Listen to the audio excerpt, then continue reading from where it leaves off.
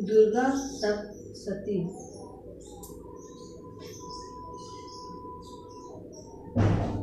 दूसरा अध्याय प्रारंभ। जय माता दी। देवताओं के तेज से देवी का प्रादुर्भाव और महिषासुर की सेना का वध।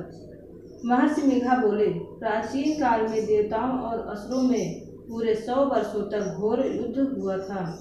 उसमें असुरों का स्वामी महिषासुर था और देवराज इंद्र देवताओं के नायक थे। इस युद्ध में देवताओं की सेना परास्त हो गई थी। इस प्रकार संपूर्ण देवताओं को जीत महिषासुर इंद्र बन बैठा।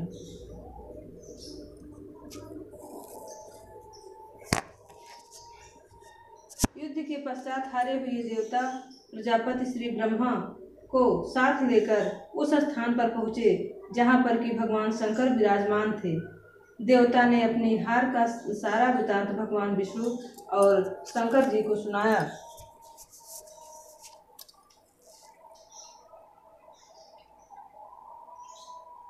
वह कहने लगे, हे प्रभु, महिषासुर सूर्य, इंद्र, अग्नि, वायु, चंद्रमा, यम, वरुण तथा अन्य देवताओं के सब अधिकार छीनकर सबका अधिष्ठाता स्वयं बन बैठा है। उसके समस्त देवताओं को स्वर्ग से निकाल दिया है। वह मनुष्य की तरह पृथ्वी पर विचर रहे हैं। दैत्यों की सारी करतूत हमने आपको सुना दी है और आपकी शरण में इसलिए आए हैं कि आप उनके वध का कोई उपाय सोचें। देवताओं की बातें सुनकर भगवान श्री विष्णु और शंकर जी को दैत्यों पर बड़ा गुस्सा आया। उनकी भवें तन गईं और आंखें लाल हो गईं। गुस्से से भरे हुए भगवान विष्णु के मुख से बड़ा भारी तेज निकला और उसी प्रकार का तेज भगवान शंकर, ब्रह्मा और इंद्र आदि देवताओं के मुख से प्रकट हुआ। फिर वह सारा तेज एक में मिल गया और एक तेज का पुंज वह ऐसे दिखता था जैसे कि जो ज्वालामय पर्वत हो। देवताओं ने देखा कि उस पर्वत की ज्वाला चारों ओर फैली हुई थी और देवताओं के शरीर से प्रकट हुई तेज के किसी अन्य तेज की तुलना नहीं हो सकती थी। एक स्थान पर इकट्ठा होने पर वह तेज एक देवी के रूप में परिवर्तित हो गया। जय माता दी। और अब उनके प्रकाश से तीनों लोकों में व्याप्त जान पड़ा। वह भगवान शंकर का तेज था। उसने देवी का मुख प्रकट हुआ। यमराज के तेज से उसके सिर के बाल बने। भगवान विष्णु के तेज से उनकी भुजाएं बनी। चंद्रमा के तेज से दोनों स्तन और इंद्र के तेज से जंघा बना और पिंडली तथा पृथ्वी के तेज से निस्तंभ भाग बना। ब्रह्मा के तेज से दोनों चरण और सूर्य के तेज से उनकी अंगुलियां पैदा हुई और वस्तुओं के तेज से हाथों की उंगलियां एवं कुबेर के तेज से नासिका बनी। प्रजापति के तेज से उनके दांत और अग्नि के तेज से उनके नेत्र बने। संध्या के तेज से उनकी भवें और वायु के तेज से उनके कान प्रकट हुए थे। इस प्रकार उस देवी का प्रादुर्भाव हुआ था। महिषासुर से पराजित देवता उस देवी को देख अत्यंत प्रसन्न हुए। भगवान शंकर ने अपने त्रिशूल में से एक त्रिशूल निकालकर उस देवी को दिया और भगवान विष्णु ने अपने चक्र में से एक चक्र निकालकर उस देवी को दिया। वरुण ने देवी को शंख भेंट किया। अग्नि ने उसे शक्ति दी। वायु ने उसे धनुष और बाण दिए। सहस्त्र देवता नेत्रों वाले श्री देवराज इंद्र ने उसे वज्र से उत्पन्न करके वज्र दिया और इरावत हाथी का एक घंटा उतारकर देवी को भेंट किया। यमराज ने उसे कालदंड में से एक दंड दिया। वरुण ने उसे पास दिया। जय माता दी। प्रजापति ने उसे स्फटिक की माला दी और ब्रह्मा जी ने उसे कमंडल दिया।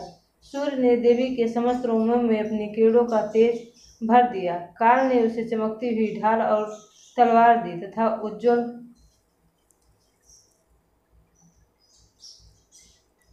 उज्ज्वल हार और दिव्य वस्त्र भेंट दिए और इसके साथ ही उसने दिव्य चूड़ामणि दी। 2 कुंडल, कंकड़, उज्ज्वल अर्धचंद्र, बाहों के लिए बाजूबंद, चरणों के लिए नुपुर, गले के लिए सुंदर हस्ती और अंगुलियों के लिए रत्नों से बनी अंगूठियां उसे दी। विश्वकर्मा ने उसे फरसा आदि दिया और साथ ही कई प्रकार के अस्त्र, अभेद कवच दिए। इसके अतिरिक्त उसने उन्हें कभी न कुम्हलाने वाले सुंदर कमल की मालाएं भेंट की। समुद्र ने सुंदर कमल का फूल भेंट किया। हिमालय ने सवारी के लिए सिंह और तरह तरह के रत्न देवी को भेंट किए। यक्षराज कुबेर ने मधु से भरा हुआ पात्र और शेषनाग ने उन्हें बहुमूल्य मणियों से विभूषित नागहार भेंट किया। इसी तरह दूसरे देवताओं ने भी उन्हें आभूषण और अस्त्र देकर उनका सम्मान किया। इसके पश्चात देवी ने उच्च स्वर से गर्जना की। उसके इस भयंकर नाद से आकाश गूंज उठा। देवी का वह उच्च स्वर से किया हुआ सिंहनाद समा न सका। आकाश उसके सामने छोटा प्रतीत होने लगा। उससे बड़े जोर की प्रतिध्वनि हुई, जिससे समस्त विश्व में हलचल मच गई और समुद्र कांप उठे, पृथ्वी डोलने लगी, सबके सब पर्वत हिलने लगे। देवताओं ने उस समय प्रसन्न हो सिंहवाहिनी जगतमयी देवी से कहा, देवी तुम्हारी जय हो, देवी तुम्हारी जय हो। इसके साथ महर्षियों ने भक्तिभाव से विनम्र होकर उनकी स्तुति की। संपूर्ण त्रिलोकी को शोक मग्न देखकर दैत्यगण अपनी सेना को साथ लेकर और हथियार आदि सजाकर उठ खड़े हुए। महिषासुर के क्रोध की कोई सीमा न थी। उसने क्रोध में भरकर कहा, यह सब क्या उत्पात है। फिर वह अपनी सेना के साथ उस ओर दौड़ा जिस ओर भयंकर नाद का शब्द सुनाई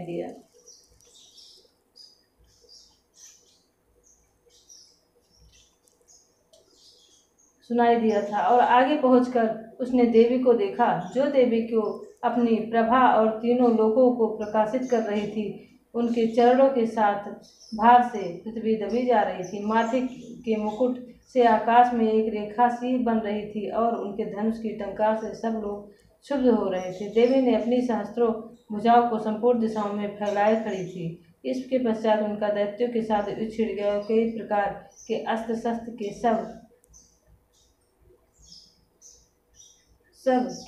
दिशाएं उद्भासित होने लगी। महिषासुर की सेना का सेनापति चिच्छुर नामक एक महान असुर था। वह आगे बढ़कर देवी के साथ युद्ध करने लगा और दूसरे दैत्यों की चतुरंगिणी सेना के साथ लेकर चमार भी लड़ने लगा और 60,000 महारथियों को साथ लेकर उदग्र नामक महादैत्य आकर युद्ध करने लगा और महाहनु नामक असुर 1 करोड़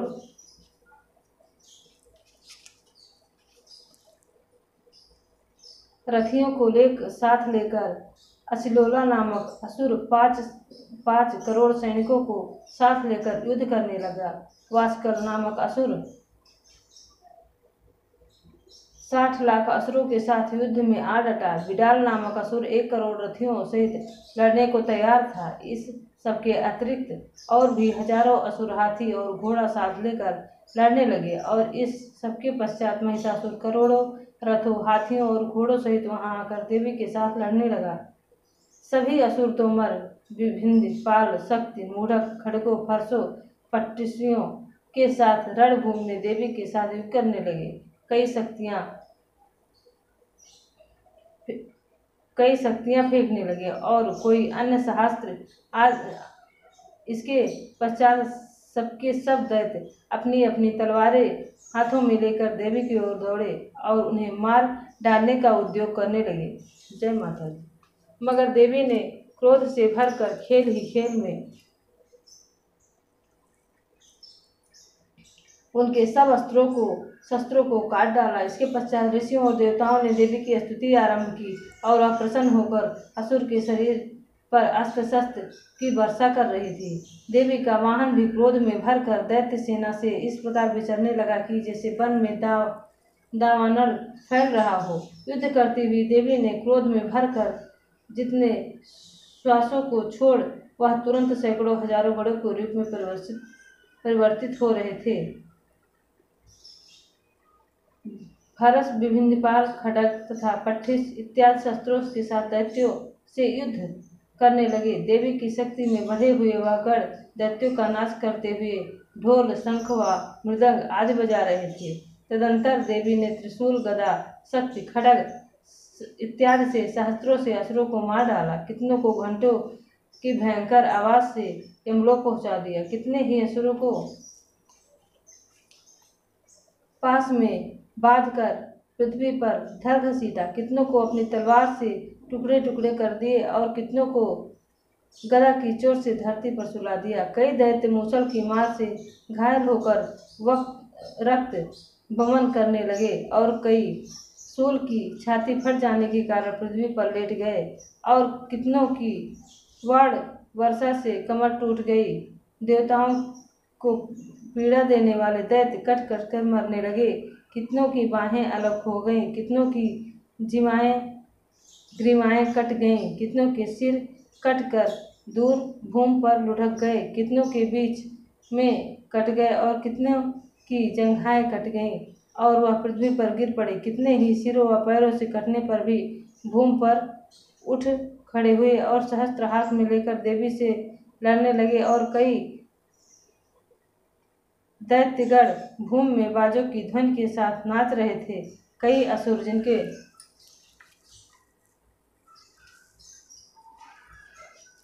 सिर कट चुके थे, बिना सिर के धड़ से ही हाथ में शस्त्र लिए हुए लड़ रहे थे। दैत्य रह रहकर ठहरो ठहरो कहते हुए देवी को युद्ध के लिए ललकार रहे थे। जहाँ पर घोर संग्राम हुआ था वहाँ की भूमि रथ, हाथी, घोड़े, असुरों की लाशें से भर गई थी और असुर सेना के बीच में रक्तपात होने के कारण रुधिर की नदियां बहने लगी थी। इस तरह देवी ने असुरों की विशाल सेना को क्षण भर में इस तरह से नष्ट कर डाला जैसे दृढ़ कांड में बड़े समूह को अग्नि नष्ट कर डालती है। और देवी का सिंह भी गर्दन की बालों को हिलाता हुआ और बड़ा शब्द करता हुआ असुरों की शरीरों से मानो उनके प्राणों को ढूंढ रहा था। वह देवी के गढ़ ने जब दैत्यों के साथ युद्ध किया तो देवताओं ने प्रसन्न होकर आकाश में पुष्प की वर्षा की। जय माता जी, जय माता दी। दूसरा आरंभ समाप्त। जय माता दी।